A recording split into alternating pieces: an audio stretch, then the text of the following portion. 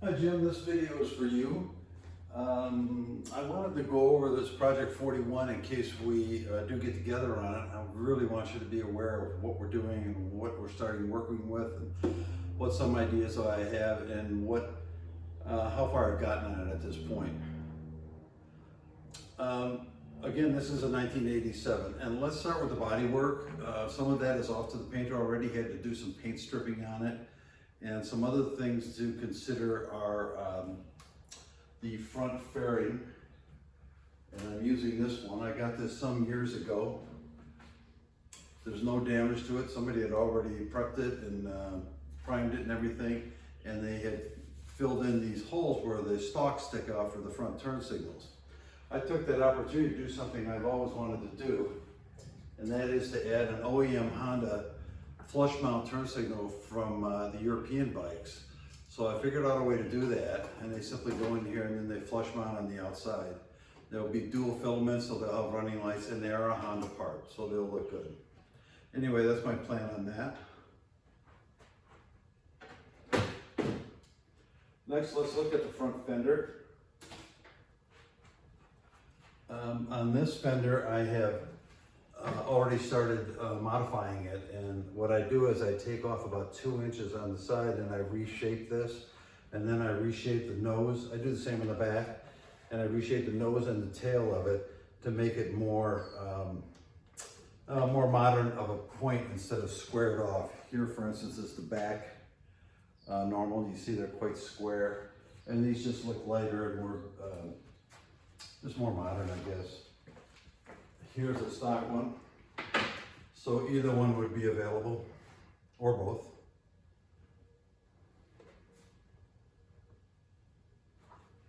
So that's been, begun. Coming down the side off to the tail, there's several things we can do with the tail. We can keep it stock, we can chop it a little bit, you can get rid of it completely and just put a license plate bracket up there. We'll go over options for that. My plan was to take off this subframe and repaint it just for general purpose. It's a little bit rough looking. The only thing that shows on the subframe, it's this steel part here. It comes down here. And then it's got these welded onto it. These are for the foot peg brackets, passenger peg brackets, and a muffler mount for stock mufflers. My idea was, I have a Yoshimura for this I was going to put on, and it's a higher mount, and it has its own mount. It doesn't need this.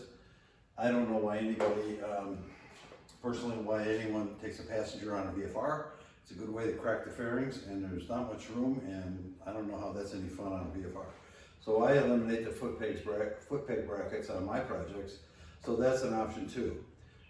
If we do that, they get cut off, and the only way to fix that is with another subframe that has those on it, which I have, and if you wanted them, you could have them.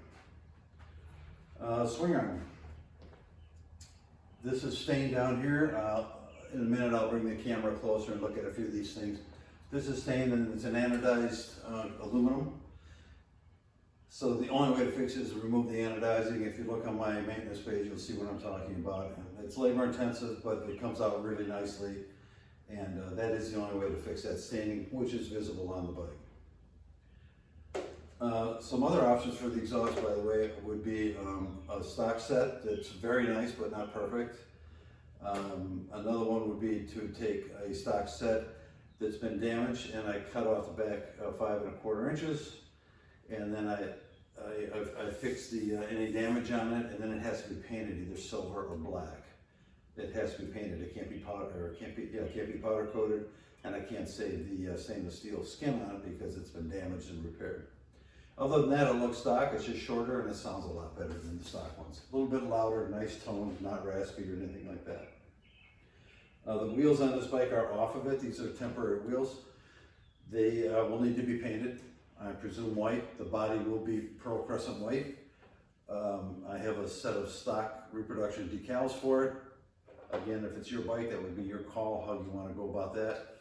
But my painter and I only want to do the pearl crescent white because it's one color. It's just a lot more efficient to do it that way. What else can we talk about? Here's the tail section I'm working on. passenger seat cowl. That brings me to the seat. The seat I was going to use as a seat I had upholstered years ago in blue with a matching bum stop that goes onto here. These are extremely difficult to find, but it's already done.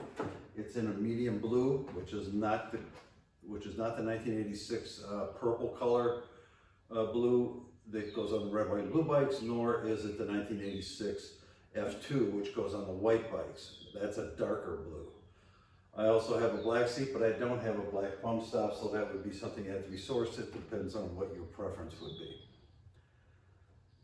What else? But all that will be gone over later. Where are we at on the front forks? These are temporary forks on here. The others are off. They will have to be painted.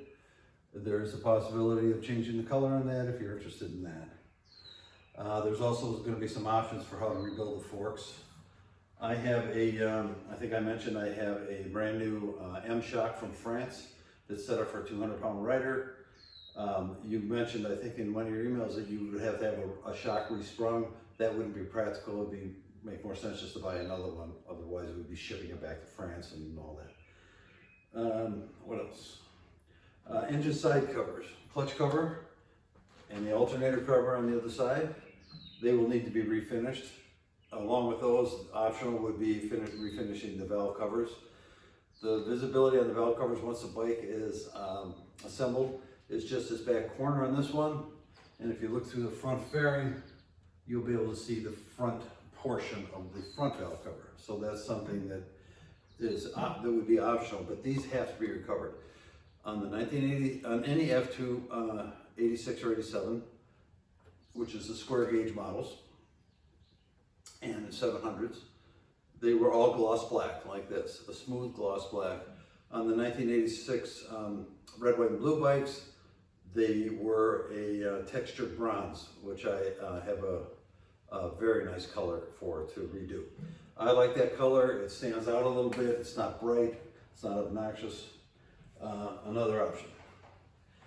This radiator will be tossed. It's just had too much collateral damage done to it over the years, and I have a couple of others that would be better candidates for it. It doesn't leak or anything, it just has to be redone, I think. The instrument nacelle. Here's the original one.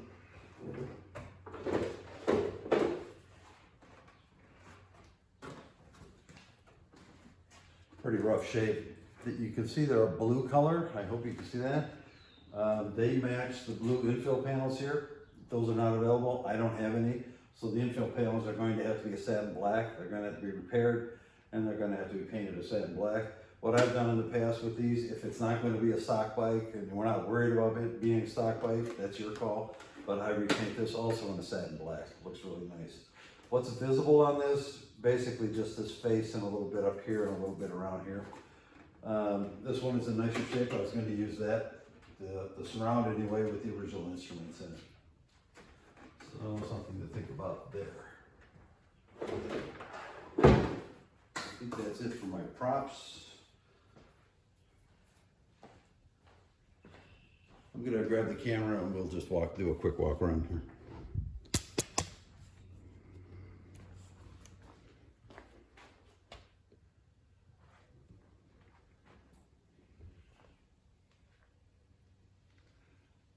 That damage comes, I believe, from the battery right up here, leaking battery acid. It goes down on there and it wrecks the anodizing. It's also afflicted here, and you can see it actually runs back.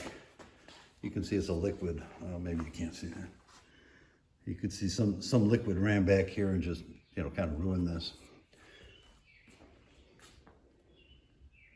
This Kirkert on here is not salvageable, I don't believe.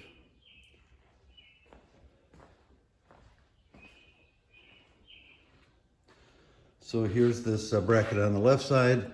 One other option on the exhaust would be I think I mentioned I have a Yoshimura 4-into-1, and another one would be the Super Traps. I just took off number 42.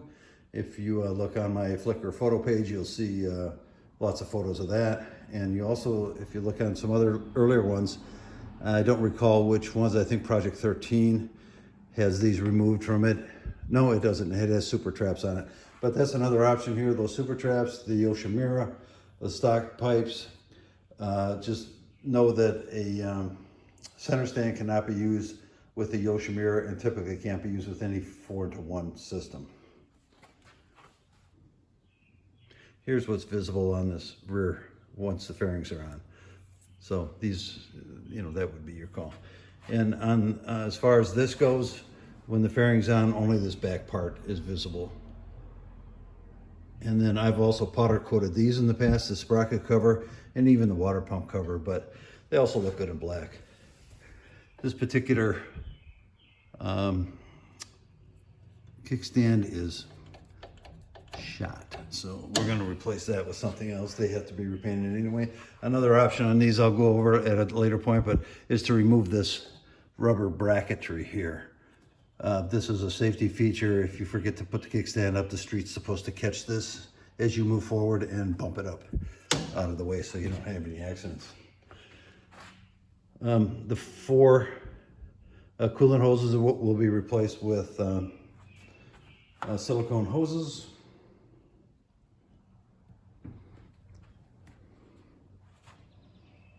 This steel fairing bracket will be derusted and repainted. This will have to have lots of attention done to it.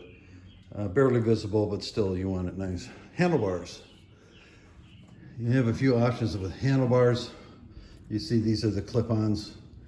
These can be brought up to 19 millimeters or 3/4 inch by bar risers. Very simple, can be removed in 10 minutes.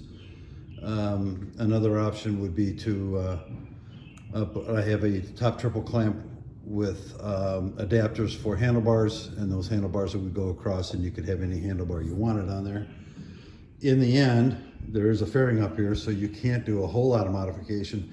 In the end, the handlebar conversion would probably be about the same as putting these, as simply raising these up with the handlebar risers. Something to think about. All this is refinished, of course, and everything looks good. I want to show you something on this. At some point, somebody ran the fuel tank without the rubber spacers on either side. They have rubber spacers right about here, and it holds the fuel tank off of this aluminum frame member. Well, somebody ran it without it, and you can see that the fuel tank sat on it and put gouges into the aluminum. That will never go away. There's no way to fix it. So it's on that side and a little bit on this side. I don't believe this side would show once the fuel tank's on, and this side over here would only show kind of incidentally. You'd have to be down looking in on it. So I want you to be aware of that.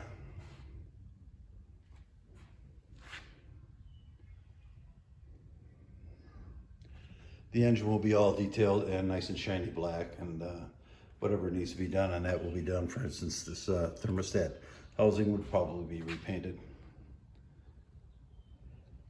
The exhaust pipes would be sanded and shined, and they'll look very nice, and then they weather real nicely as the engine goes through some heat cycles. We see a few things here. These, for some reason, they chrome these. These are oil return lines from the oil cooler, and they chrome these, and if they're too far gone, then they're not going to shine up. They're also not very visible. It's right down in here. They would be visible, but you'd be surprised what can be done with those. Just want to let you know.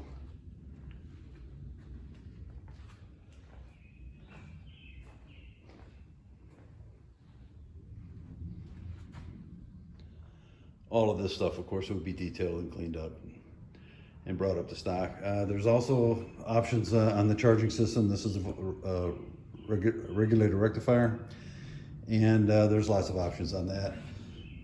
More times than not, I've just let them go. I clean up all the connections. I make sure there's good grounds. Everything is redone. This particular connection is troublesome from the stator, and that's eliminated. The wires are simply soldered together, and that helps a lot. So does a good ground. I have never had a problem with them, but they are problematic. So.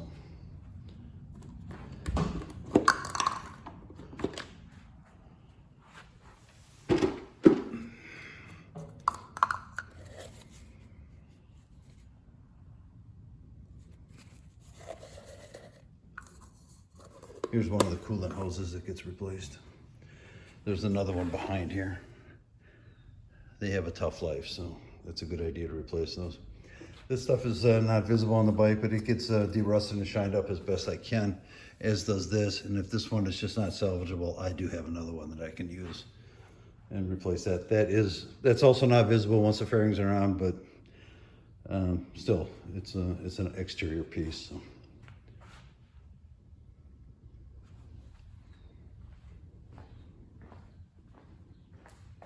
I think that's about it for now. Again, if we get together on this bike, we'll be exchanging a lot of,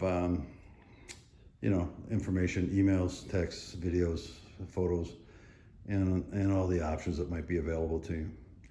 So that should give you something to think about and see basically what you got here and a few of the options.